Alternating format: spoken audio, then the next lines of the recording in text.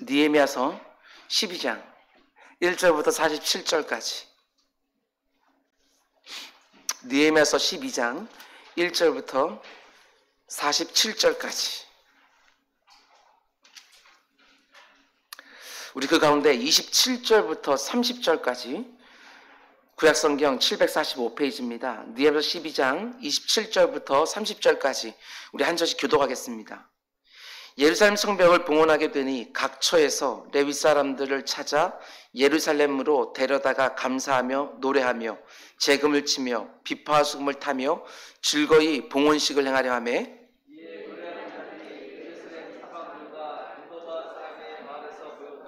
또 백길갈과 게바와 아스마웻들에서 모여들었으니 이 노래하는 자들은 자기들을 위하여 예루살렘 사방의 마을들을 이루었습니다. 제장들과 레위 사람들이 몸을 정결하게 하고 또 백성과 성문과 성벽을 정결하게 하니라. 아멘, 아멘. 오늘 느헤미야서 강의 14번째 시간입니다. 우리가 알고 있는 것처럼 느헤미야서는 총 13장으로 이루어져 있습니다. 오늘 설교를 전하고 다음 주일날 느헤미야서 강의 마지막 시간이 될 것 같습니다. 강해 설교자로서 여러 권들의 책들을 강의하고 있지만 이번에는 마음 가운데 아쉬움이 많이 남습니다. 아쉬움. 느헤미야를 끝낸다는 아쉬움이 있습니다. 설교자로서 참 많은 은혜를 받았던 책입니다. 그래서인지 몰라도 더 머물고 싶은 이렇게 마음들이 있습니다. 그동안의 설교들이 우리 교회 홈페이지나 유튜브에 그대로 남아있으니까 다시 한번 첫 번째 시간부터 오늘까지 계속해서 반복해서 보게 되어지면 다음 주 마지막 우리 강해 설교를 들을 때에 하나님께 주시는 더 특별한 은혜가 있으리라고 분명히 믿습니다. 오늘 말씀의 제목은 공적 예배를 통해 큰 기쁨을 경험한 성도들의 삶의 예배, 이런 제목으로 말씀 전하도록 하겠습니다. 공적 예배를 통해 큰 기쁨을 경험한 성도들의 삶의 예배. 오늘 설교도 아주 묵직한 주제를 담고 있습니다. 공적 예배와 삶의 예배. 오늘 우리가 함께 묵상하려고 하는 12장 말씀은 성벽 봉헌 감사 예배에 대한 말씀입니다. 느헤미야를 중심으로 이스라엘 백성들이 예루살렘의 무너진 성벽을 다시 재건하고 이제 그 성벽을 하나님께 봉헌하는 예배를 드리는 장면, 그게 바로 오늘 본문 12장 전체의 내용입니다. 오늘 설교는 크게 세 부분으로 나누어서 하려고 합니다. 첫 번째는 성벽 봉헌 예배를 준비하는 과정을 살펴볼 것이고, 두 번째는 성벽 봉헌 예배를 드릴 때에 어떤 일이 있었는지, 마지막 세 번째는 성벽 봉헌 예배를 다 드린 다음에 또 어떤 일이 있었는지, 이렇게 나누어서 말씀을 전하려고 합니다. 지금 무너진 성벽을 다시 세우고 성벽 봉헌 감사 예배를 드리고 있지만, 무너진 성전을 다시 세우고 성전 봉헌 예배를 드린 것은 느헤미야서 바로 앞에 나오는 에스라서 6장이었습니다. 그런데 너무 특이한 점은 성전 봉헌 예배를 드리는 장면은 에스라서 6장 16절 18절까지 단 3개의 구절로 간략하게 기록하고 있다는 점입니다. 제가 왜 이 부분을 특이하다고 말씀드리냐면, 이스라엘 백성들이 페르시아에서 지금 예루살렘으로 돌아온 목적 자체가 무너진 성전을 다시 세우기 위해서였기 때문입니다. 그런데도 그 성전을 다 세워놓고서도 단 3개의 구절로 간략하게만 기록하고 있다는 것이지요. 성전 봉헌 예배를 드릴 때 어떤 감격이 있었는지, 어떤 기쁨이 있었는지 별로 나타나질 않습니다. 이게 너무나도 특이하지요. 아니, 너무나도 이상하기까지 합니다. 근데 더 이상한 게 뭐냐? 오늘 우리가 다루려고 하는 성벽 봉헌 예배는 굉장히 길게 기록되어 있다는 점입니다. 성벽이 필요한 이유는 성전을 보호하기 위함이지요. 성벽 자체가 중요한 것이 아니라 그 안에 있는 성전이 너무나도 중요한 거예요. 그 성전을 보호하기 위해서 성벽이 필요한 것이거든요. 그런데 성전 봉헌 예배에 대해서는 단 3개의 절로 간략하게 기록해 놓고, 성벽 봉헌 예배에 대해서는 수십 절에 걸쳐서 아주 길고 자세하게 기록해 놓고 있다는 사실입니다. 성벽 봉헌 예배 장면만 놓으면 27절부터 43절까지, 그리고 그 전후까지 보게 되어지면 12장 전체 혹은 한 장 넘겨서 13장 3방부까지 포함할 수 있는 무려 수십 절에 걸쳐서 성벽 봉헌 예배를 아주 자세하게 기록해 놓고 있다는 것입니다. 이게 뭘 의미하는 것인가? 이 안에 어떤 메시지가 담겨 있지 않겠습니까? 그리고 또 한 가지 특이한 점이 있는데, 우리가 이미 살펴보았지만 무너진 성벽이 다시 완공된 것은 느헤미야서 6장입니다. 6장. 그런데 봉헌 예배는 언제 드리지요? 6장에 성벽이 세워졌는데 오늘 본문 12장에 와서야 비로소 드려지고 있다는 것입니다. 왜 이렇게 하느냐? 여기도 어떤 메시지가 담겨 있습니다. 잘 들으시기 바랍니다. 무너진 성전이 다시 세워지고 무너진 성벽도 다시 세워졌지만 성전 봉헌 예배는 단 3개의 구절로만 간략하게 기록해 놓고, 성벽 봉헌 예배는 아주 길게 기록해 놓았지만 6장에서 완공된 다음에 곧바로 드려지지 않고 12장에 가서야 드려지고, 왜 이렇게 하는지 그 이유를 알기 위해서는 성벽이 완공되고 봉헌 예배를 드리는 그 사이, 6장부터 12장 사이에 뭐가 있는지를 보라는 것입니다. 느헤미야서 6장에서 성벽이 다 완공되고 난 다음에 8장, 9장, 10장에 또 지어지고 있는 것이 있어요. 무너진 성전이 다 지어졌고 무너진 성벽이 다 지어졌는데 또 지어지고 있는 것이 있어요. 그것이 무엇입니까? 무너진 신앙이 다시 지어지고 있었던 것이지요. 다른 말로 하게 되었으면 사람들이 준비되고 있었어요. 사람들. 이게 핵심인 거예요. 재건된 성전에서 예배를 드릴 사람들, 재건된 성벽 안에서 거주할 사람들, 사람들이 준비되고 있는 거예요. 건물로서의 성전과 성벽이 완성되어지는 것이 목적이 아니라 하나님의 백성들의 신앙이 다시 새롭게 되어지는 거, 그게 목적인 거예요.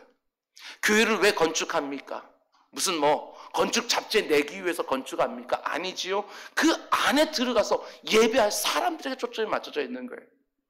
하나님의 백성들의 신앙이 다시 새롭게 되어지는 것, 사람들이 준비되어야 성전 봉헌도 의미가 있는 것이고 성벽 봉헌도 의미가 주어지는 것이지요. 주객이 전도되면 안 되는 거예요. 8장에서 율법 선포를 통한 말씀의 부흥으로 사람들의 그 굳은 마음이 다시 새롭게 기경이 되었습니다. 9장에서 진실한 회개를 통해서 심령의 부흥이 일어나 사람들이 정결과 성결, 거룩에 대한 사모함이 생겼어요. 10장에서 참된 변화를 통한 삶의 부흥으로 조상들로부터 자기들의 시대까지 끊임없이 깨뜨려왔던 언약을 그들은 갱신합니다. 이제부터는 하나님 말씀대로 우리가 살리라 굳게 맹세하면서 하나님과의 언약을 갱신하지요. 무너진 성전과 무너진 성벽을 다시 세워서 하나님께 온전히 봉헌하기 위해서는 반드시 뭐가 포함되어 있어야 된다고 느헤미야와 학사 에스라가 생각했느냐? 반드시 준비된 사람들이 그 안에 포함되어 있어야 된다고 생각을 한 것입니다. 선포되는 말씀을 통해서 진정한 회개를 통과하고 삶의 구체적인 결단과 다짐과 맹세까지 한 사람들이 준비되어야 제대로 된 성전 봉헌, 제대로 된 성벽 봉헌이 가능하다고 느헤미야와 에스라가 생각한 거지요. 아주 탁월한 통찰력입니다. 단지 눈에 보이는 성전과 성벽만 다시 세워놨다고 해서 하나님이 그냥 받아주시는 것이 아니라 중요한 건 그 안에 있는 사람들인 거예요. 그 성전과 성벽을 봉헌하는 사람들, 그들의 심령이 준비되어야지만 하나님 비로소 그 성전과 성벽을 기쁘게 받아주신다는 것을 그들이 알았다는 사실입니다. 여러분, 우리 역시도 명심하셔야 됩니다. 성전 건물만 다 세워놓으면 되는 것이 아니지요. 그 안에 각종 편의시설이 다 들어갈 수 있도록 크게 건축을 하고 값비싼 자재들을 사용해서 화려하게 지었다고 해서 최고급의 음향과 영상 장비를 다 갖추어서 최신식의 설비들을 그 안에 잔뜩 넣었다고 해서 하나님이 기쁘시게 그 성전을 받아주시는 것은 아니라는 것입니다. 뿐만 아니라 그 성전을 유지하고 지켜내는 성벽도 마찬가지지요. 성벽을 아무리 견고하게 세워놨다 할지라도 우리식으로 말하면 교회 안에 효율적인 시스템을 마련하고 전문적인 지식을 가진 성도들을 곳곳에 배치하고 든든한 재정을 아무리 쌓아놨다고 해서 하나님이 그 성벽을 기쁘게 받아주시는 것은 절대로 아니라는 것입니다. 무엇보다도 사람들이 준비되어야 되는 거예요. 사람들. 이게 핵심인 거예요. 그 안에 들어갈 성도들이 새로운 심령으로 준비되어 있어야 되는 거예요. 성도들의 묵은 마음밭이 말씀으로 새롭게 기경되어지고 진실한 회개로 그동안의 죄를 통회하며 스스로를 성결케 하고 이제부터는 하나님 말씀대로 살겠다는 결단과 다짐과 맹세를 한 성도들, 그 성도들까지 준비되어 있어야 비로소 성전과 성벽 봉헌 예배가 제대로 드려질 수 있다는 것입니다. 그렇습니다. 무엇보다도 성도들의 무너진 신앙이 다시 세워져야 성전은 성전다워지는 것이고 성벽은 비로소 제 역할을 감당하게 되어지는 것이지요. 질문입니다. 어떤 교회가 좋은 교회입니까? 그 안에 좋은 성도들이 있는 교회가 좋은 교회입니다. 그 교회가 어떤 교회가 하나님이 기뻐 받으실 만한 그런 교회입니까? 그 안에 하나님의 기쁨이 되기를 간절히 소원하는 성도들이 가득한 교회가 하나님이 기뻐하는 교회가 아니냐는 거예요. 아무리 건물을 화려하게 지어놓으면 뭐합니까? 교회 안에 엘리베이터가 있고 에스컬레이터가 있으면 무슨 소용이 있습니까? 그 안에 있는 성도들이 악으로 똘똘 뭉쳐서 이렇게 쪼개고 저렇게 쪼개면서 시기하고 질투하고 분쟁하고 있다고 한다면 그걸 어떻게 좋은 교회라고 말할 수 있겠어요? 아무리 교회에 재정이 많다 해서 많아서 부동산을 막 구입하면서 교회 재정들을 올라간다 할지라도 그 안에 있는 성도들이 탐욕이 가득하다고 한다면 어떻게 그 교회를 좋은 교회라고 말할 수 있겠냐고요. 교회 건물이 중요한 것이 아니고 그 교회를 이루고 있는 시스템이 중요한 것이 아니고 그 안에 어떤 사람들이 있는가, 하나님이 받으실 만한 사람들이 있는가, 이게 중요한 거 아니겠어요? 성벽 봉헌 예배만 드리면 뭐합니까? 그 안에 있는 사람들도 봉헌돼야지. 느헤미야와 에스라는 그걸 알고 있었던 거예요. 에스라서 6장에서 무너진 성전이 다시 세워졌지만 간략하게 성전 봉헌 예배 드리고, 느헤미야서 6장에서 무너진 성벽이 다시 세워졌지만 곧바로 성벽 봉헌 예배를 드리는 것이 아니라 느헤미야서 8장, 9장, 10장을 통과하면서 이스라엘 모든 백성들이 말씀의 부흥과 심령의 부흥과 삶의 부흥을 먼저 체험한 다음에, 그리고 이어지는 11장에서 그 예루살렘의 기고할 사람들의 명단까지 자원하여 다 확보한 다음에 12장, 이제야 비로소 느헤미야와 에스라를 통하여 봉헌 예배를 드리고 있는 거예요. 이게 진짜 봉헌 예배예요. 성전과 성벽을 지어서 봉헌 예배를 드리는 것도 너무나도 중요하겠지만 그 성전과 그 성벽과 함께 내 자신을 준비하는 거죠. 내 자신을 하나님이 받으실 만한 제물로 내 자신을 준비해서 나도 함께 봉헌하는 거예요. 여러분, 내 인생을 이미 하나님께 드리셨습니까? 이 어렵고 힘든 시기에 모든 것이 다 뿌리부터 흔들리는 이 시기에 내 인생을 다시 한번 하나님 앞에 재봉헌하는 은혜가 우리 모두에게 있기를 주님의 이름으로 축원을 드립니다. 여러분, 그런데 이들이 봉헌 예배를 드리기 위해서 가장 먼저 뭘 하느냐? 27절 말씀이에요. 오늘 본문 말씀 참 귀합니다. 27절, 예루살렘 성벽을 봉헌하게 되니 가장 먼저 뭐 하지요? 각처에서 레위 사람들을 찾아 예루살렘으로 데려다가 감사하며 노래하며 재금을 치며 빗바 수금을 따며 즐거이 봉헌식을 행하려 하며, 봉헌 예배를 위해서 느헤미야 에스라가요 가장 먼저 뭘 하지요? 성가대를 조직해요. 성가대. 하나님께 감사의 찬양을 올려드릴 사람들을 먼저 모집하는데요, 그 가운데도 구별되어진 레위 사람들을 모집하는 거예요. 레위 사람들이 그 소식을 듣고 어떻게 하죠? 이것도 놀라워요. 자원에서 막 몰려듭니다. 자원에서, 사방에서. 28절과 29절, 이에 노래하는 자들이 예루살렘 사방들과 느도바 사람의 마을에서 모여들고 또 백길갈과 게바와 아스마의 들에서 모여들었으니, 레위 사람들 중에서 봉헌 예배 때 찬양대로 자원해서 섬길 자들을 모집을 했는데요, 그 소문을 듣고 예루살렘 성 안에 있는 그리고 성 주변에 있는 레위 사람들이 막 몰려들기 시작을 하는 거예요. 한번 상상해 보셔요. 레위 사람들의 자원함으로 큰 무리의 성가대가 순식간에 만들어져요. 순식간에. 그런데 그들이 모여서 또 뭘 합니까? 찬양 연습만 하는 게 아닙니다. 30절 말씀 보면 제사장들과 레위 사람들이 자기 몸을 먼저 정결하게 하고 또 백성들을 정결하게 하고 성문과 성벽을 정결하게 하니라. 지금 우리는 코로나19 때문에 성가대가 서지 못하고 있지만 잘 들으시기 바랍니다. 찬양대도 다 같이 쓸 수 없지만 잘 들으시기 바랍니다. 하나님께 드려질 찬양이니까 찬양을 드리기 전에 자기 몸을 먼저 정결하게 하는 거예요. 사람들 기쁘게 하는 게 아니라 하나님께 드릴 찬양이니까 먼저 찬양을 드리게 될 내 자신부터 정결하게 하는 거예요. 성벽 역시도 하나님께 봉헌, 하나님께 드리는 것이니까 먼저 깨끗하게 정결 예식을 행하고 있는 것이지요. 착각하면 안 돼요. 내가 찬송을 드리기만 하면 하나님 받아주시는 게 아니지 않습니까? 내가 예배만 드리기만 하면 하나님 황송해서 그 예배를 받아주시는 것이 아니라는 것입니다. 내가 돈 많이 내서 성전 지었다고 해서, 내가 헌신해서 성벽, 내가 봉사한다고 해서 드리기만 하면 다 기쁘게 하면 다 받아주시는 건가? 아니라는 거예요. 하나님께 드려질 찬양이라면 하나님이 받으실 만한 찬양을 드려야 되는 것이고, 이 예배가 하나님께 드려진 예배라고 한다면 하나님께 드려질 만한 예배를 또한 드려야 되는 것이고, 오늘 내가 준비한 예물이라면 하나님이 받으실 만한 예물로 미리 구별해서 준비하는 것이지요. 예배하는 그냥 쑥 들어온다고 해서 은혜를 받습니까? 아니요, 그런 법 없어요. 은혜 받을 준비를 먼저 하고, 정말 내 가운데 속에 하나님이 이 예배 가운데 담아놓으신 신령한 복이 있다, 하늘문을 열어서 내 심령 가운데 주실 좋은 것, 각양 좋은 것들이 있다고 정말 믿는다고 한다면 깨끗한 것으로 준비해야 될 거 아니에요. 그 은혜 받아내야 되니까 준비하는 마음들이 필요하지요.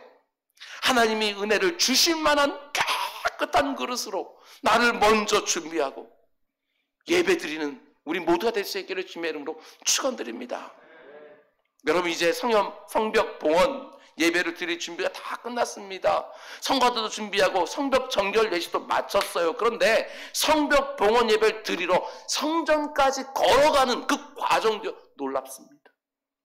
예배는 아직 시작되지 않았어요. 우리 식으로 말하면 교회까지 가는 그 길, 그것도 너무나도 놀라워요. 이스라엘 백성이 두 패로 나눠서 행진을 해요. 느헤미야가 아주 탁월합니다. 온 백성이 성전을 향해 행진을 하는데 그 모습을 보세요. 31절, 이에 내가, 느헤미야를 말하는 거예요. 느헤미야가 유다의 방백들을 성벽 위에 오르게 하고, 그냥 성벽에 담벼락 하나 있는 게 아니에요. 성벽에 두툼해서 그 위에 길이 있는 것이지요. 그렇죠? 거기서 올라가서 파수도 봐야 되는 것이고, 그리고 대적들 쳐들어오게 되어지면 공성전을 벌이려고 하면 그 위에 올라가서 돌도 집어 던져야 되고 창도 던져야 되고 활동해야, 그 위에 길이 있는 거예요. 그 위로 사람들이 올라가요. 얼마 전까지만 다 무너진 폐허였던 성벽이었는데 지금은요, 그 위로 올라가요. 얼마나 감격스럽겠어요.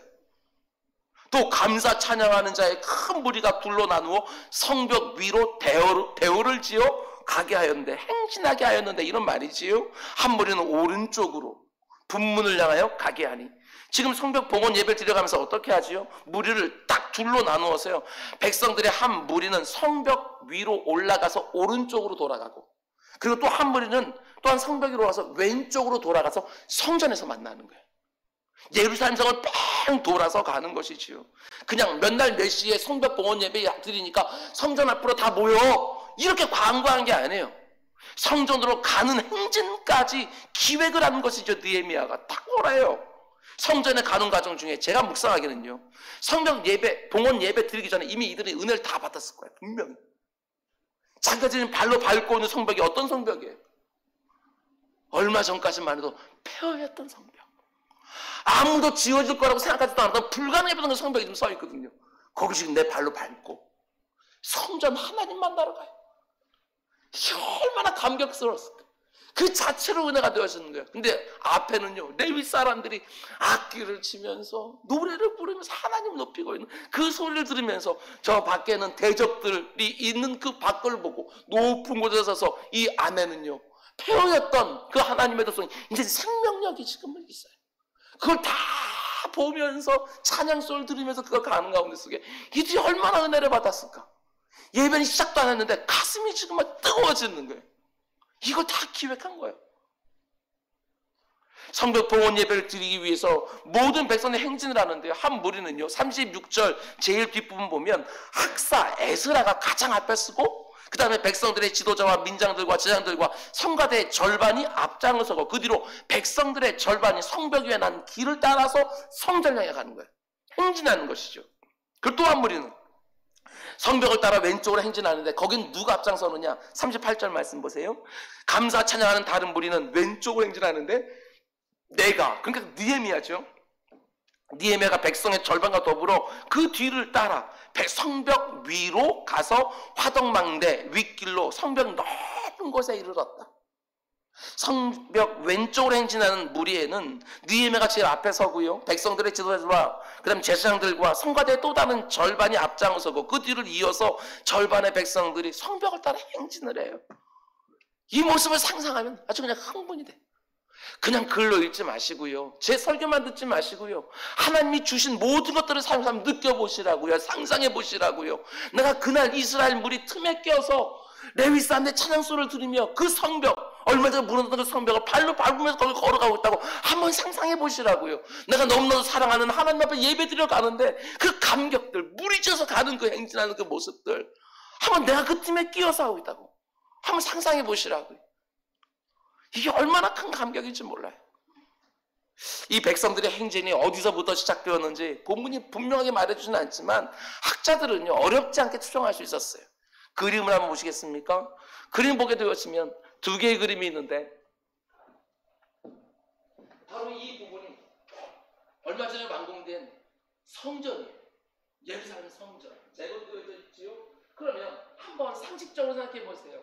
이스라엘 모든 백성들이 두 배로 딱 나누어서 한 팀은 오른쪽으로 한 팀은 왼쪽으로 가서 동일한 비슷한 거리쯤에서 비슷한 시간에 성전 앞에서 만나려면 어디서부터 출발하는 게 좋겠어요? 성전 맞은편을 시작하면 좋겠죠. 그렇죠? 정 가운데쯤에 출발해서 이렇게 가면 되잖아요. 그러면 학자들이 추정하기는 성전 맞은편 이쯤에서 백성들이 출발하지 않았을까? 이렇게 추정을 합니다. 근데 여기에 뭐가 있느냐? 여기에 바로 골짜기 문이라는 곳이 있어요. 이 골짜기 문에서 출발해서 한 팀은 왼쪽으로 가고 한 팀은 오른쪽으로 가요. 그러면 오른쪽으로 가는 팀들은 오늘 성경에 나온 것처럼 북문을 지나서 샘문을 지나서 수문을 지나서 미문을 지나서 어디로 성전으로 내려가냐? 이 동문을 통해서 여기 계단이 있어요. 성경에 옆에 계단을 통해서 성전 끝으로 가는 거예요. 또 한 팀은 여기서 골짜기로서 왼쪽으로 통해서 이쪽 쭉 가서 옛문을 통해서 어문을 통과해서 양문을 거쳐 이 한민간 문 요런 성전을 이 한민간 문의 별명은 뭐냐면 감옥문이라고도 불러요. 감옥문. 왜 감옥문을 불렀느냐? 여기서 주로 재판이 벌어졌거든요. 그러면 여기서 죄로 판명되어 있으면 여기서 바로 감옥에 넣어요. 그래서 이걸 감옥문이라고 불러요. 그러니까 생각해보세요. 누가 이렇게 나누어져서 성전 뜰로 동문으로 내려오고 한민간문으로 내려오고 동문에서 내려와서 성전 뜰 앞에서 만나는 거예요. 찬송을 부르면서. 여러분 그 과정 자체가 얼마나 은혜롭겠어요. 정말 감격스럽죠. 오늘 행사 기획하는 분들이 이런 것을 좀 보셔야 될 것 같아요. 가기 전부터 아주 사람들이 아주 충만해져 있는 거예요. 거기다가 저 골짜기 문은요 느헤미야에게도 참 특별한 감동이 있는 그런 장소예요. 왜냐? 우리가 이미 보았지만 페르시아 땅에서요 여러분 예루살렘까지 거의 1800km쯤 돼요. 아주 먼 거리예요. 아주 먼 거리. 그 먼 걸 여행해서 느헤미야가 페르시아 왕궁에서부터 예루살렘까지 왔거든요. 와서 3일 정도 몸을 추스린 뒤에 3일 때 되는 밤에 어떻게 해요? 밤중에 나아가서 성벽 곳곳을 돌아봤다고 그랬거든요. 그래서 성경을 보면 가장 맨 처음에 성벽 갔다가 점검하면서 돌아본 곳이 어디냐? 그게 바로 골짜기 문이에요. 그때 성벽의 형편이 어떠했지요? 성벽 문은요 불에 타도 없어요. 그리고 성벽은 다 곳곳에 남아있긴 하지만 아무것도 없어요. 근데 지금은 오늘 성벽 봉헌 예배를 드려 가는데 거기서 백성들을 두 배로 쫙 나눠서 가는데 성벽 이렇게 올라가서 발로 밟고 올라갈 수 있는 거예요. 그 위에 계단을 가면서. 느헤미야가 아주 특별한 감동이지 않았겠어요? 골짜기 문에서 출발하면서 얼마나 감격스러웠을까. 여러분 오늘날에도 교회 건축하는 것이 너무너무 힘든데 그 교회 건축을 하고 그 안에 딱 들어가서 예배하는 그 첫 시간에 얼마나 모든 성도들이 감격스러울까. 저 골짜기 문을 중심으로 한 무리는 에스라를 선두로 오른쪽으로 북문을 거쳐 샘문을 거쳐 수문을 거쳐 동문으로 성전 뜰로 들어가고 또 한 무리는 느헤미야를 선두로 왼쪽으로 골짜기 문을 출발하여 성벽을 따라 옛문과 어문과 양문을 거쳐서 감옥문이라고 불리는 한민간문을 통해서 성전으로 들어가고 그때 내가 그 자리에 그 무리에서 행진하고 있다고 생각하게 되었으면 너무나 감격스럽지요. 행진하는 동안 예루살렘 성 안에는 레위 사람들의 악기 연주와 찬양 소리가 가득 울리고 성벽 위로 행진하던 오른쪽의 무리와 왼쪽의 무리들이 점점 뺑 돌아가다가 성전을 중심으로 그 얼굴들이 보이면서 그 앞에 몰려들기 시작했을 때 웅장한 레위인으로 구성되어진 그 성가대의 찬양이 쫙 올라가는데 예배를 드리려고 하셨을 때 그들이 얼마나 행복했을까. 완공된 성벽 위를 직접 발로 밟으면서 성전에 도착한 이들이 봉헌 예배를 드리는데 다 무너져서 수십 년 동안, 학자들은 혹은 140년 이상이나 무너져 있었던 성벽이거든요. 성벽의 일부가 곳곳에 남아있긴 했지만 다 무너져서 성벽 위를 자기 발로 밟게 되고는 꿈에도 상상하지 못했는데, 모든 사람이 안 될 거라고 얘기를 했는데, 지금 성벽이 다 완성되어서 그 성벽을 밟고 성전까지 오는 거예요. 느헤미야가 맨 처음 예루살렘에 와서 그 사람들, 모든 사람들이 다 좌절하고 낙심하였고 그 어떤 도전도 할 수 없는 그 가운데 속에 느헤미야가 하나님의 성령으로 충만한 소리치지 않습니까? 우리 성벽을 다시 세워서 다시는 이런 수치를 당하지 말자 하고 소리쳤는데, 지금 이 감격적인 봉헌 예배를 드리고 있는 것이지요. 죽음의 도성, 폐허가 됐던 그 도성이요, 이제는 생명력이 가득하고 기쁨의 감사 찬양이 가득한 도성이 된 거예요. 성벽 공사를 방해했던 수많은 대적들의 공격들, 우리 다 보지 않았습니까? 산발라 일당들의 그 공격들 다 보셨잖아요. 그래서 하나하나 다 견뎌내고, 낮에는 성벽 공사하고 밤에는 성 또한 파수를 하고 결국 무너진 성벽을 다시 세워놓은 거예요. 자신들의 땀과 눈물이 다 배어있는 그 성벽을 발로 밟으면서 예루살렘 성을 뺑 돌아서 성전 앞에 모여 예배드릴 때 그 감격과 감동은 말할 수가 없는 것이죠. 제가 오늘 이 말씀을 묵상을 하면서 무슨 생각이 들었느냐? 나중에 저와 여러분이 천국 들어갈 때도 이 감격이 있겠구나, 이 환희가 있겠구나. 우리가 모든 달려갈 길을 다 마치고 의의 면류관을 쓸어 그 제3 예루살렘 성 천당에 들어갈 때 우리들의 감격이 얼마나, 천사들의 찬송소리가 쫙 울리는 가운데 속에 하얀 세마포옷을 입고 그 안에 쑥 들어가서 내 사랑하는 주님께 꽉 되어안아서 있는 그때가 얼마나 감격스러울까. 여러분, 신앙생활을 시작하기만 하면 다 마치게 되어집니까? 아니요, 그렇지 않아요. 얼마나 많은 도전들이 있어요. 악한 사단 마귀가 얼마나 그 길에서 나를 끄집어내려고 애를 쓰는지 몰라요.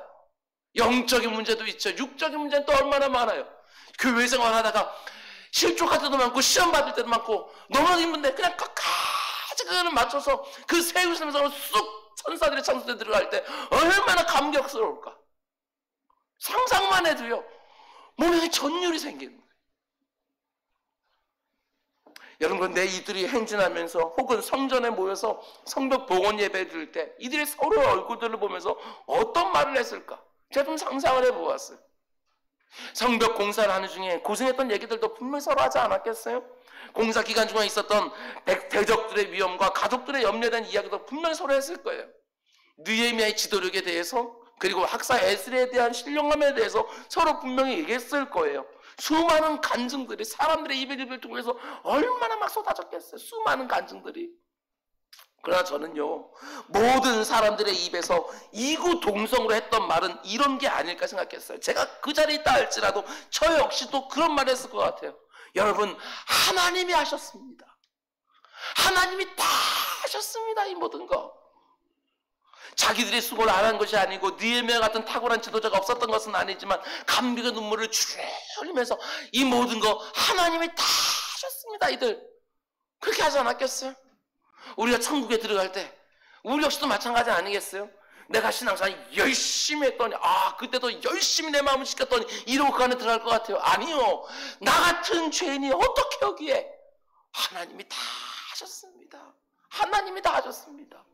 이러면서 우리도 천국 들어가지 않겠냐고요. 설교를 준비하면서 또 이런 생각도 해보았어요. 이들이 지금 너무나 감격스러워하면서 하나님이 다 하셨습니다, 이렇게 큰 감사를 올려드렸다면 이런 고백도 함께 드려지지 않았을까. 비록 자기 발로 성벽을 밟고 있지만 분명히 이렇게 신앙 고백을 했을 거예요. 여러분, 이 성벽이 우리를 지켜주는 것이 아니라 하나님이 우리를 지켜주십니다. 이 고백도 함께 드려지지 않겠어요? 다시 우뚝 세워진 성벽이 자기들을 지켜주고 보여주는 것이 아니라 그 성벽을 다시 세울 수 있도록 우리를 힘있게 해주신 하나님이 우리를 지켜주시고 보호해 주신다고 하는 신앙 고백이 이들의 입에서 또 쏟아지지 않았겠냐고요. 성벽이 아니라 하나님 우리를 보여준다고 하는 이 신앙 고백, 성벽 자체가 아니라 그 성벽을 짓어 도와준 하나님만이 우리의 힘이시고 도움이시고 의지한다는 그 신앙 고백, 분명히 봉헌 예배 가운데 분명했을 거예요. 시편 127편 1절 말씀 보게 되어지면 솔로몬 이렇게 고백을 합니다. 여호와께서 성을 지키지 아니하시면 파수꾼의 깨어있음이 헛되도다. 여러분 믿으십니까? 성벽을 아무리 높아 쌓아놓는다 할지라도, 겹겹의 성을 쌓아놓는다 할지라도요, 파수꾼들이 그 위에 올라가서 24시간 철통 경전한다 할지라도 하나님이 안 지켜주시면 그 모든 것이 헛되도다. 똑같이 뭐라고 말합니까? 우리가 아침 새벽 일찍부터 일어나서 늦게까지 수고했다고 먹을지라도 하나님께서 그 집을 안 세워주면 그 모든 수고가 헛되도다. 이게 신앙인이지요. 이게 온전히 하나님만 의지하고 사는 사람들의 고백 아니겠어요? 그들의 입에서 분명히 이런 고백들이 나왔을 거예요. 뿐만 아니라 성벽 공사 기간 중에 있었던 그 수많은 고비들이 있지 않았습니까? 그때마다 이 이스라엘 백성들이 그 고비들을 어떻게 하나하나 넘어갈 수 있었겠죠? 느헤미야가 어떻게 그 백성들 있고 여기까지 올 수 있었습니까? 다른 거 없어요. 딱 한 가지밖에 없는 거예요. 그게 무엇입니까? 그들의 성실, 그들의 의지, 그들의 노력? 아니요. 그것들이 이걸 이룬 것이 아니라 딱 한 가지가 이 모든 걸 이루었어요. 그게 바로 믿음이에요. 믿음이 역사했어요. 그 가운데 속에 너무나도 힘들고 어려서 포기하고 싶을 때마다 하나님을 꽉 붙잡을 때 넘어가면서 오늘 여기까지 오는 거예요. 우리도 마찬가지 아니에요? 산발락과 도비아와 게셈 일당이 연합해서 심리전을 벌이고 실제적인 군사적인 위협을 하고 그때 어떻게 안 흔들릴 수 있었냐고요. 일부 부자들이 고리대금을 하면서 이스라엘 백성 사이에 심각한 갈등이 있었을 때 그건 또 어떻게 넘어섰냐고요. 먹고 사는 건 너무너무 버거운 상황 아닙니까? 페르시아에다가 세금 낸 것들도 너무나도 버거운 거예요. 자기 집 하나 세우기도 너무너무 힘든데 지금 어떤 상황이에요? 자기들이요 성벽을 발로 밟고 성전 앞에 모인 거예요. 그 가운데 속에 그들이 그 자리까지 올 수 있던 건 하나밖에 없지요. 하나님에 대한 믿음. 그거 하나부터 여기까지 온 거예요. 힘들고 어렵고 포기하고 싶을 때마다 하나님을 의지하고 하나님의 도우심만 붙들었는데 그 불가능한 일들이 지금 자기 눈앞에 현실이 되어 있거든요. 그래서 하나님이 다 하셨습니다 고백하면서 어떤 다짐을 했겠어요? 오직 믿음으로 살리라. 이 고백이지 않았겠냐고요. 이런 다짐이 그 예배에 참석한 모든 사람들에게 있었어요. 여러분 이런저런 위기들을 겪을 때마다 지치고 피곤해져서 무엇인가를 중단하고 포기하고 낙심하고 싶을 때마다 이런 기도가 우리들에게 반드시 있어야 되는 거예요. 주님의 제자들이 예수님께 간청했던 것처럼 주여 우리의 믿음을 도와소서. 많은 기도 제목이 있다 할지라도 그 모든 하나들은 다 부수적인 것들이고 우리에게 마지막까지 하나님의 부르짖는 기도 제목은 주여 나에게 믿음을 도와소서. 이거 하나지요. 지금까지 믿음으로 살아온 거 아니에요? 지금까지 무엇으로 살으셨어요? 내 성실로, 내 열심으로, 내가 가지고 있는 뭔가 어떤 기술이나 지혜로 오늘 여기까지 오셨다고 정말 그렇게 고백하십니까? 아니요. 사도 바울이 고백하는 것처럼 나의 나 된 것은 오직 하나님의 은혜라 라고 말씀하고 힘들고 어려울 때마다 하나님 앞에 나를 기도하는 이유가 뭐예요? 하나님께서 나를 도우실 거라고 하는 그 믿음. 내 눈앞에는 하나도 보이지 않지만 하나님이 저 너머에 열린 문을 준비해 놓고 계신다고 하는 그 믿음. 그 믿음으로 힘겨운 발걸음 또 걷고 하면서 이 자리까지 온 거 아니에요 우리 모두가? 오늘은 무엇으로 사시겠습니까? 우리 성도들은 오늘도 믿음으로 사는 거예요. 내일 뭐가 있을지 몰라요. 코로나19 몇 갑절된 것이 우리 기다리고 있을지 우리는 아무 장담 못해요. 그런데 그때도 믿음으로. 로마서 1장 17절에 말하고 있는 것처럼 우리 모두는요 오직 의인은 믿음으로 말미암아 산 것이고 믿음으로도 살아가는 거예요. 믿음 위에 믿음으로 얹으면서 하나님이 내게 정해놓으신 나그네 길을 계속해서 정말 묵직하게 걸어가는 것이지요. 믿음으로 승리하는 여러분 모두가 되시길 주님의 이름으로 축원을 드립니다. 그게 두 번째로 이렇게 감격적인 봉헌 예배를 드릴 때 그 예배 분위기가 어떻겠어요? 43절 말씀 우리 같이 읽읍시다. 43절 시작. 이날의 무리가 큰 제사를 드리고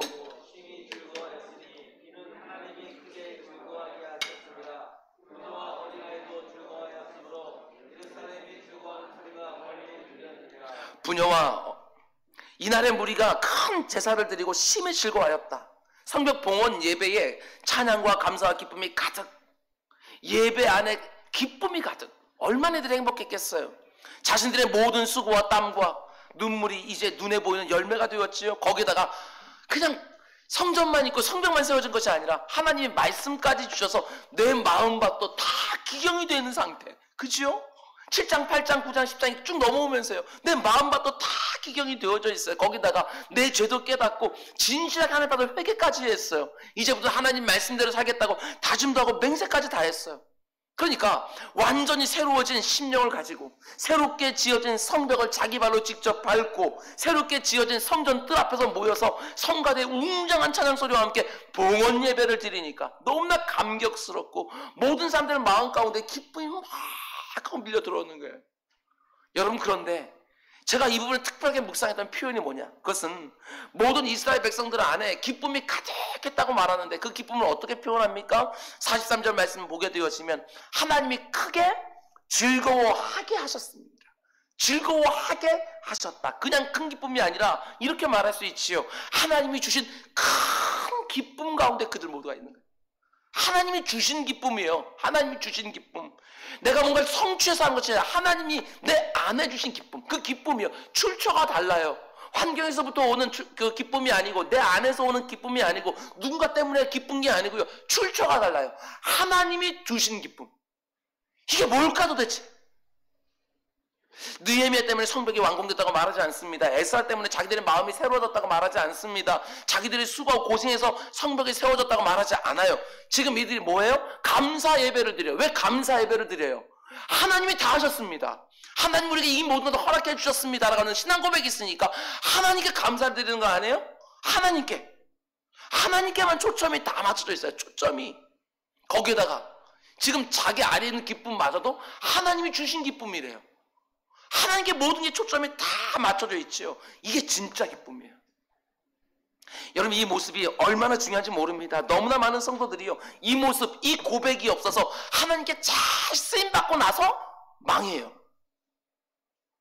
이 고백이 없어서 아무리 나를 통해서 대단한 일, 근사한 일이 이루어졌다 할지라도 하나님이 아니라 나에게 초점 맞추면 그때부터 망하기 시작하는 거예요.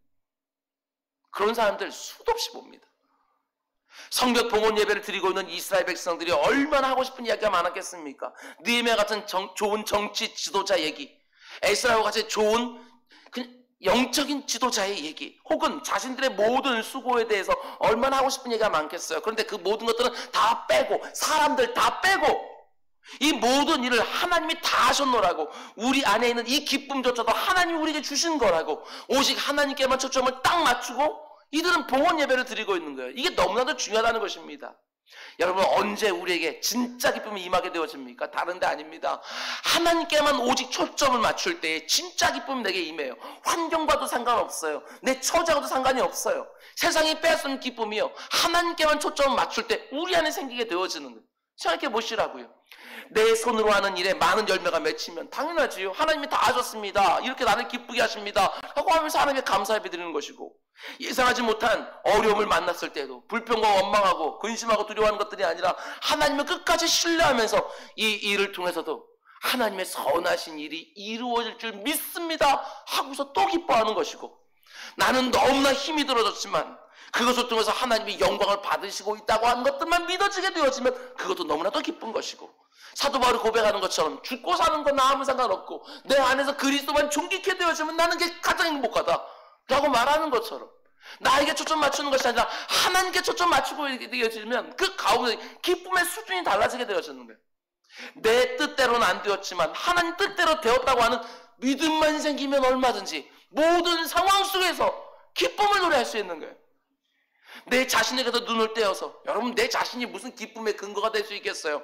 내 자신이 얼마나 엉터리인데, 지금은 근사해 보인다 할지라도 금방 가면 또 낙심하고 또 절망하고 엉터리 짓 하는 것이 우리들 아니에요? 내 자신에게 초점 맞추고 있으면 여러분 금방 그 기쁨 뺏겨요. 환경에서 뭐가 잘 되었기 때문에 거기다 기쁨의 근거를 둬요? 아니요, 환경은 수시로 변해요. 거기다 기쁨에 들게 되지면 이건 가짜 기쁨이죠. 아주 잠시 잠깐의 기쁨인 것이에요. 여러분, 너무나 많은 성도들이 그럼에도 불구하고 하나님께 초점을 맞추지 않고 자기를 보지요. 내 형편만 보고 있는 거예요. 자기의 초점을 맞추고 있으니까 기쁨의 수준이라는 것도 이 세상과 별로 다를 것이 없어요. 데살로니가전서 5장을 보게 되었으면 사도 바울은 이렇게 말하죠. 모든 성도들이 알고 있는 구절, 항상 기뻐하라고, 쉬지 말고 기도하라고, 범사에 감사하라고. 내가 쉬지 않고 기도했어요. 그런데 내가 기도한 대로 다 되었어요. 그럼 하나님이 주의 종을 이렇게 기쁘게 하시는구나 하고 감사 예배를 드리면서 기뻐하는 것이고, 그런데 내가 기도한 대로 한 개도 안 됐어요? 그때도 하나님이 내 뜻대로 하지 않으시고 하나님 뜻대로 되었구나. 내 뜻대로 되는 것보다 하나님 뜻대로 되는 것이 훨씬 더, 나는 모르지만 훨씬 더 좋다는 믿음이 있으니까 또 감사 예배를 드리면서 또 기뻐하는 것이고, 오직 하나님께만 초점을 맞추고 있으면 항상 기뻐할 수 있어요. 범사의 모든 일에 감사할 수 있어요. 그분의 성품에만, 그 지극히 선하신 그 성품에만, 악이 없으신 그 성품에만, 나에게 언제나 좋은 걸 주신다는 그 믿음을 가지고 하나님께 초점을 맞추고 있으면 모든 상황 속에서 기쁨에 감사에 예물을 드릴 수 있는 거 아니겠어요? 여러분, 이런 기쁨이 뭔 줄 알아야 우리가 살아가면서 묵직하게 나그네 길을 걸어가는 거예요. 이 기쁨이 뭔 줄 알아야 신비한 기쁨이에요. 내가 원하는 것이 이루어져서 내게 느껴지는 기쁨 말고, 그런 것은 하나님 모르는 사람들 다 누리는 그런 기쁨이니까 그런 거 말고, 그 정도 수준 말고, 그 대신 누가한테도 말할 때도 이건 하나님이 내 마음에 기쁨을 주셨다. 왜? 설명이 안 되니까. 아무리 형편을 봐도 기뻐할 상황이 아닌데 예배 자리에 쑥 들어갔는데 그냥 마음 가운데서 표현하지 못하는 기쁨으로 가득 채워져. 아니, 지금 죽을 것 같은 상황인데도 예배 자리에 가서 기도로 죄가 나는데 기도하는 가운데 속에 알지 못하는 기쁨과 평안과 확신이 막 올라와요. 그걸 어떻게 설명해? 그냥 하나님이 내 마음에 두신 기쁨이라고 그만큼만 설명할 수 있는 거 아니겠어요? 이 기쁨을 경험하며 살아가는 우리 모두가 되기를 주님의 이름으로 축원드립니다. 여러분, 그런데 하나님이 주신 기쁨에는 또 하나의 중요한 특징이 있어요. 43절 말씀 보세요. 43절. 이날에 무리가 큰 제사를 드리고 심히 즐거워하였으니 이는 하나님이 크게 즐거워하게 하셨습니다. 하나님이 즐겁게 해준 거예요. 그랬더니 어떤 일이 벌어지느냐, 부녀와 어린아이도 즐거워하였으므로 예루살렘이 즐거워하는 소리가 멀리 들렸느니라. 성벽 봉헌 예배 안에 가득한 기쁨을 누가 지금 누리고 있습니까? 잘 보셔요. 성벽을 쌓아 올리면서 이런저런 고생을 많이 한 일부의 사람들만 기쁨을 누리고 있는 것이 절대로 아니라는 거예요. 보면 부녀들과 어린아이들까지 그 기쁨에 다 동참하고 있는 거예요. 이 기쁨은 남자나 여자나 할 것 없이, 노인이나 어린이나 할 것 없이 모두의 기쁨인 거예요. 그 예배 안에 들어가서 하나님을 제대로 만나기만 하게 되었지만 차별 없이 모두가 다 누릴 수 있는 기쁨, 하나님이 주시는 그런 기쁨이 바로 그렇다는 것입니다. 예배에 참석한 사람이 어떤 사람이든지, 남자든 여자든 신분이나 지위가 어떠하든지, 지난 한 주간 동안 무슨 짓을 하며 살았든지 예배를 통해서 하나님을 제대로 만나기만 하면 하나님이 주시는 그 기쁨을 동일하게 누리는 거예요. 어떻게 못 누리겠어요? 그 예배 안에서 쑥 들어왔는데 그 가운데 속에 나 같은 죄인이 예배당 안에 들어오는 것부터 그냥 은혜가 되어서 쑥 들어와서 하나님께 감사 찬양 올려드려요. 하나님이 정말 온 우주 만물을 창조하신 분이고 오늘도 주관하신다고 하는 믿음을 고백하고 있는데 그 하나님이 내 찬양을 이렇게 받아주신다, 내 찬양이 연락되고 있다는 게 느껴지기만 하면 이 감격과 이 행복을 어떻게 말로 표현할 수 있겠냐고요. 기도 자리에 쑥 들어가서 하나님이 내가 지난주에 지었던 죄를 막 들춰내요. 그럼 너무나도 부끄럽고 죄송스럽고, 그래서 그 가운데 진실된 회개를 드리면서 하나님 나를 깨끗하게 다 장결하게 해달라고 하면 그 가운데 하나님이 죄사함의 은총을 쭉 풀면서 네 죄가 더 이상 내가 기억하지 않겠다, 하나님의 사죄의 은총을 잊기 시작하는데 어떻게 내 영혼이 자유의 기쁨을 누리지 않겠냐고요. 말씀을 듣는데 그냥 사람의 목소리를 들리는 것이 아니라 하나님이 지금 내게 말씀을 주고 계시는구나, 하나님 내 삶 구석구석을 만지면서 여기도 말씀 주시고 저기도 말씀을 주시는구나, 나를 다시 말씀으로 기경해 주시는구나, 이게 느껴지는데 어떻게 기쁨이 없겠어요? 예물을 드리는데도 요즘 너무 힘들고 어려워서 적은 예물을 하게 드리지만 하나님께서 두랩돈 과부의 그 적은 초라한 그 두 동전 2개를 받으시고도 여기는 모든 사람보다 네 예물이 가장 많았다 라고 하는 하나님의 그 음성을 듣게 되었으면 그 초라한 예물을 드리면서 마음이 위축되어지거나 부끄러운 것이 아니라 하나님께 주신 기쁨으로 가득 채워지는 거 아니겠어요? 축도를 들으면서도 그 가운데 속에 하나님이 우리를 지금 축복하시는구나, 아멘 아멘 하면서 그 축복을 받으면 어찌 저 성전을 나갈 때 기쁨이 없겠냐고요. 이게 예배요, 이게 예배. 참석한 모든 사람들이요, 밖에서 어떤 경험을 하고 있는지 그거 상관없이 예배 안에 들어와서 하나님을 제대로 만나기만 하면, 그 하나님과 함께 저 밖으로 나갈 수만 있다고 한다면 기쁨으로 가득가득 채워지는 것이지. 모든 사람이 차별 없이 누구나 할 것 없이 다 그 기쁨을 누릴 수 있는 거예요. 반면에 여러분, 이 세상이 주는 기쁨은 어떻죠? 이 세상이 주는 기쁨, 우리의 모든 경험을 상해보면 두 가지로 나눠볼 수 있어요. 이 세상이 주는 기쁨은 무엇이냐? 하나는요, 죄가 어느 정도 묻어있는 기쁨이에요. 그래서 성경은 이 세상이 주는 기쁨을 가리켜 쾌락이라고 말해요. 육신의 즐거움이라고 말한다고요. 다른 사람에게 자랑스럽게 내어놓을 수 없는 부끄러운 기쁨, 죄가 어느 정도 묻어있는 기쁨 말이에요. 또 하나의 기쁨은 뭐냐? 여기에 해당될 때가 되게 많거든요. 그건 뭐냐? 여러분, 이 세상의 특징, 모든 죄인의 특징 중에 하나가 뭐냐? 자기중심성 아니에요? 자기중심성. 이 세상에 자기중심성을 가득 차 있고 죄인들의 모든 자기중심성의 특징으로 여기 다 있는 거예요. 그렇기 때문에 이 세상이 말하는 기쁨은 무엇일 수밖에 없느냐? 당연하지요. 자기중심성을 가지고 있으니까 나만의 기쁨이에요. 나만의 기쁨. 나만 좋은 거예요. 전 너무 당연하게 생각했어요. 이 세상이 말하는 모든 것들은 다 경쟁을 통해서 얻는 거 아니에요? 경쟁을 통해서 일부 소수만 느끼는 그 기쁨 아니냐고요. 그러면 경쟁을 해서 일부 소수만 느끼는 기쁨이라고 한다면 나는 지금 그 기쁨을 누리고 있지만 다른 사람들은 울고 있고요. 다른 사람들은 아프고 하고 있고 다른 사람들은 고통스러운 거예요. 나만 좋은 거예요. 이게 바로 이 세상이 말하는 기쁨이라는 거예요. 그러나 하나님을 참되게 예배할 때 주어지는 기쁨은 모두가 함께 누리는 기쁨. 차별이 없이. 예배 가운데 들어오는 사람들의 마음을 활짝 열어서 하나님이 모든 사람에게 주시는 기쁨이요.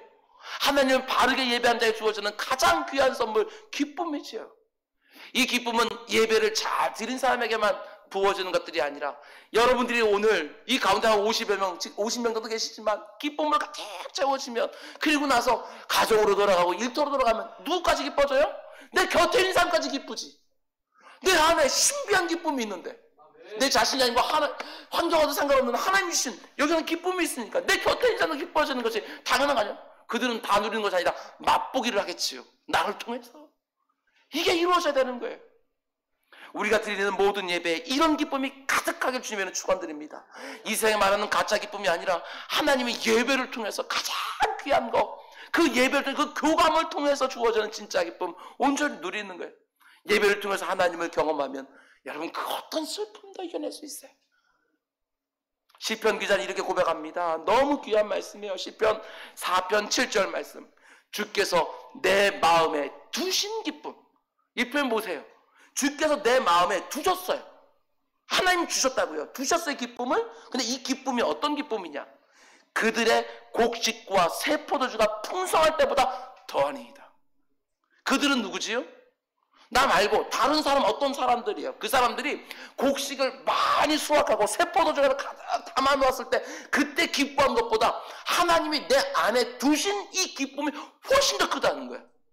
다른 말로 하게 되었으면 나는 창고에 곡식이 없어요. 새 포도주도 없이 포도주도 다 비어 있어요. 하박국 선지자처럼 아무것도 없어요. 없고요. 그런데 하나님이 내 마음에 두신 기쁨이 있는데 이 기쁨은 내가 이전에 내 손으로 하는 일이 잘 되어서 누리는 기쁨보다 이건 말할 수 더 큰 거예요. 이 고백을 시편 기자가 하고 있는 것이지요.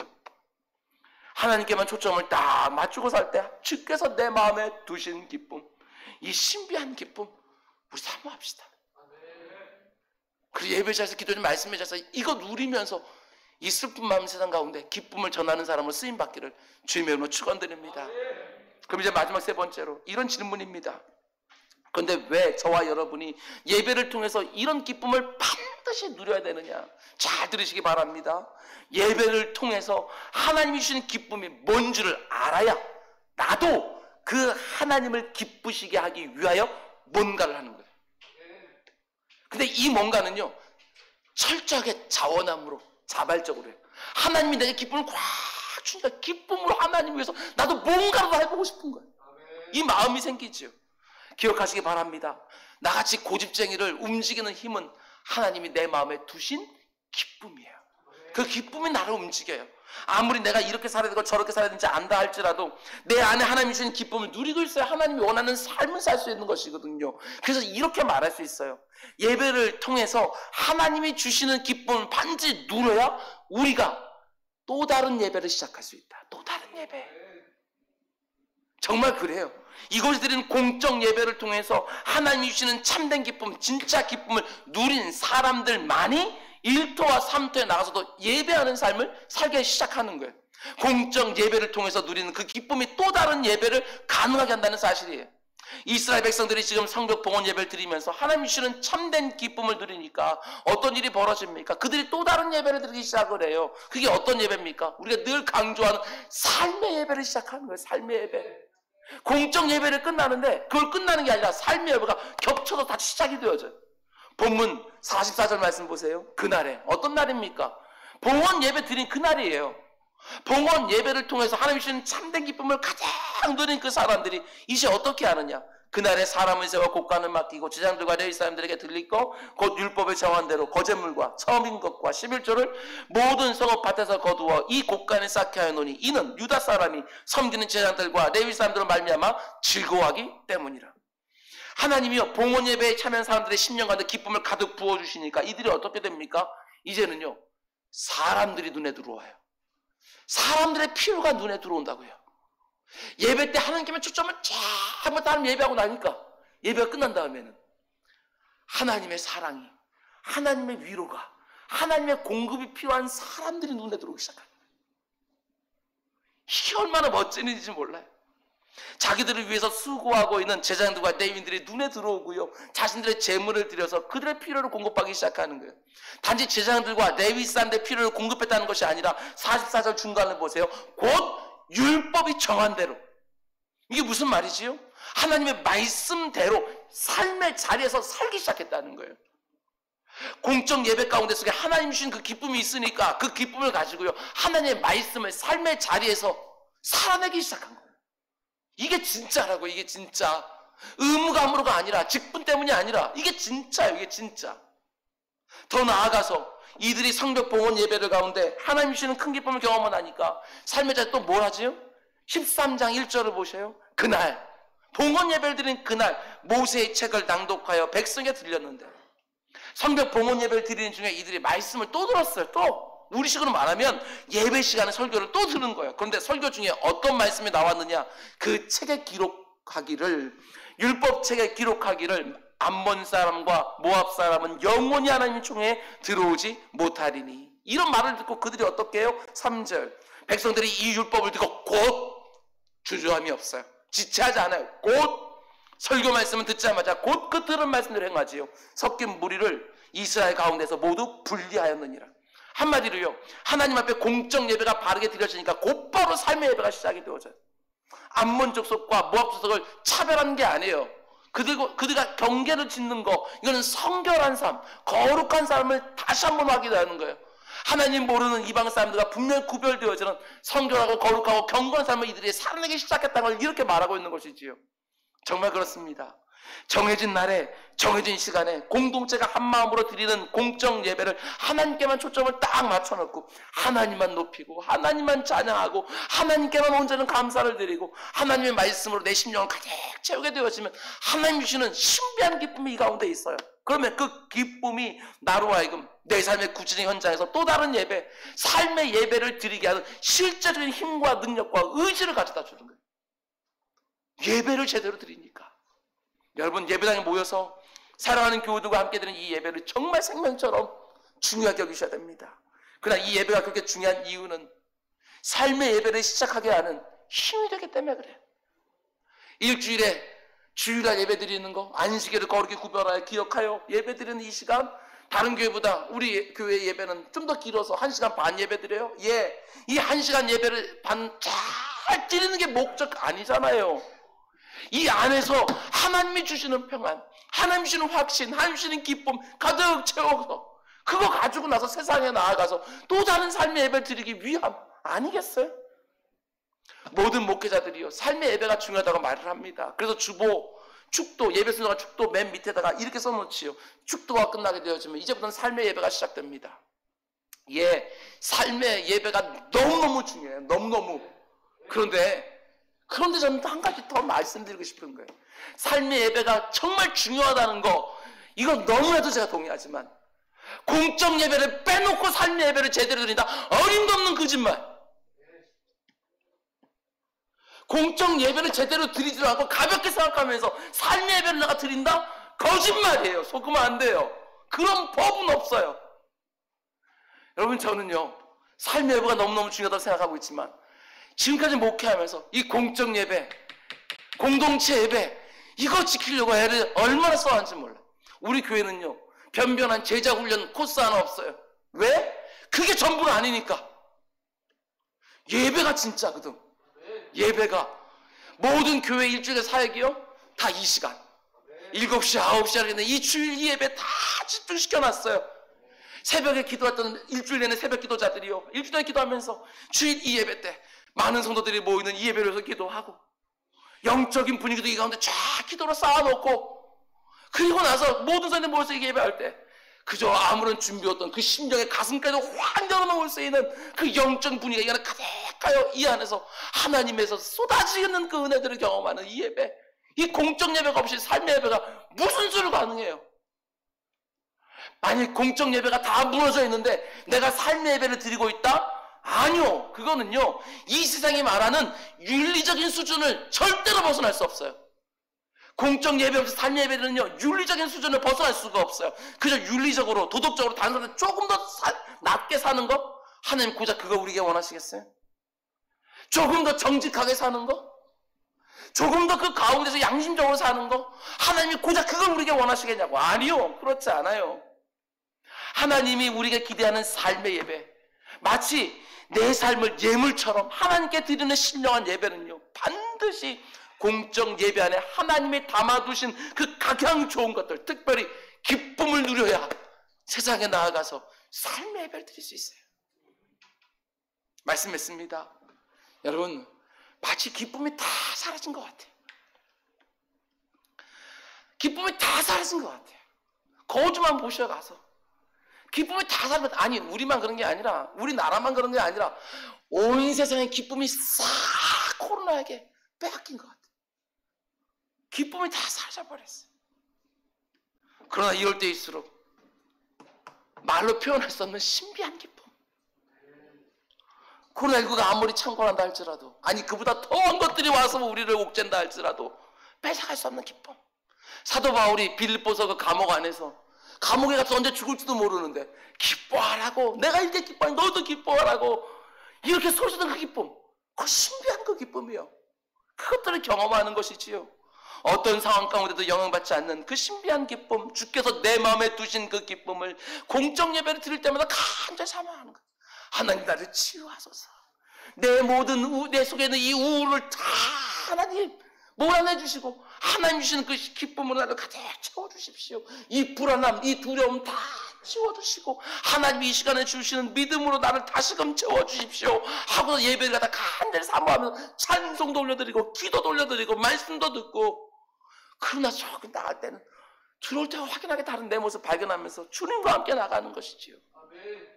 예배를 드릴 때마다 하나님이 우리에게 주시는 그 신비한 기쁨이 우리의 마음을 가득 채우고, 그 기쁨이 우리를 삶의 자리에서 또 다른 형태로 예배하는 자로 우리들을 빚어내고, 그래서 우리가 가는 곳마다 사람들을 살려내고 사람들을 위로하는, 그래서 정부나 어떤 단체나 기관도 할 수 없는 일들을 그리스도인들이 감당해내면서 코로나19 가운데 지쳐가는 사람들, 힘들어하는 사람들을 위로하고 살려내고 그 기쁨을 또한 전염시킨 일에 잘 쓰임받는 우리 모두가 되기를 주님의 이름으로 축원드립니다.